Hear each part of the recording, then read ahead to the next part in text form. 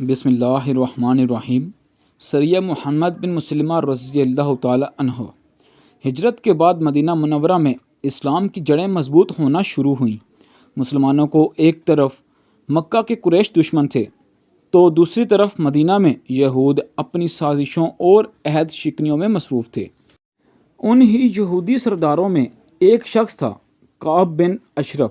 وہ بنو نذیر سے تعلق رکھتا تھا، بڑا مالدار، شاعر اور مدینہ میں اثر و رسوخ رکھنے والا تھا، مگر اسلام اور رسول اللہ صلی اللہ علیہ وسلم سے شدید بغض رکھتا تھا۔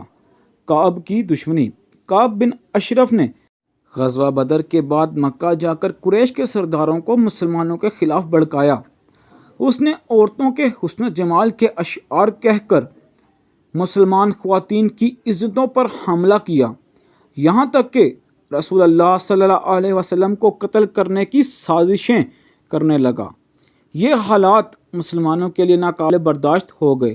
نبی کریم صلی اللہ علیہ وسلم نے صحابہ رضی اللہ تعالیٰ عنہ کو بلایا اور فرمایا، کون ہے جو کعب بن اشرف کے شر سے ہمیں نجات دلائے؟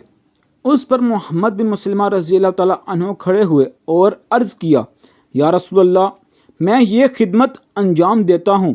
سریہ کی روانگی۔ یہ واقعہ ربیع الاول سن 3 ہجری، بعض روایات کے مطابق صفر 3 ہجری کا ہے۔ نبی کریم صلی اللہ علیہ وسلم نے محمد بن مسلمہ رضی اللہ تعالیٰ عنہ کی قیادت میں ایک چھوٹا سا دستہ روانہ فرمایا۔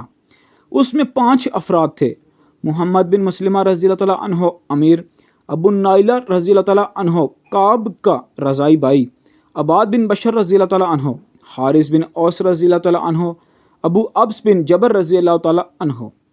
رات کی مہم۔ یہ صحابہ رضی اللہ تعالیٰ عنہ رات کے وقت کعب کے قبیلے کے قریب پہنچے۔ ابو نائلہ رضی اللہ تعالیٰ عنہ نے آواز دی اور پرانے تعلقات کا حوالہ دے کر کعب کو باہر نکلنے پر راضی کیا۔ کعب اپنی بیوی کے روکنے کے باوجود غرور میں باہر آ گیا۔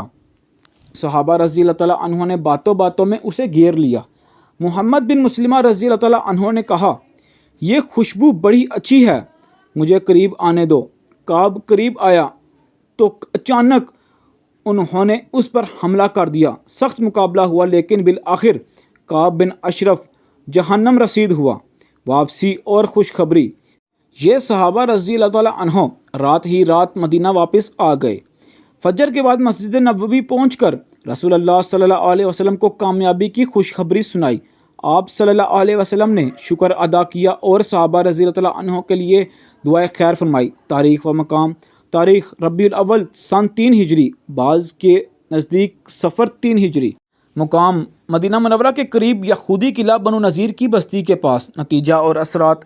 کعب بن اشرف کی ہلاکت کے بعد مدینہ میں مسلمانوں کا رعب بڑھ گیا۔ منافقین اور یہود وقتی طور پر خاموش ہو گئے۔ اسلام دشمنوں کو یہ پیغام ملا کہ مسلمان اپنی عزت اور دین کے دشمن کو کبھی برداشت نہیں کریں گے۔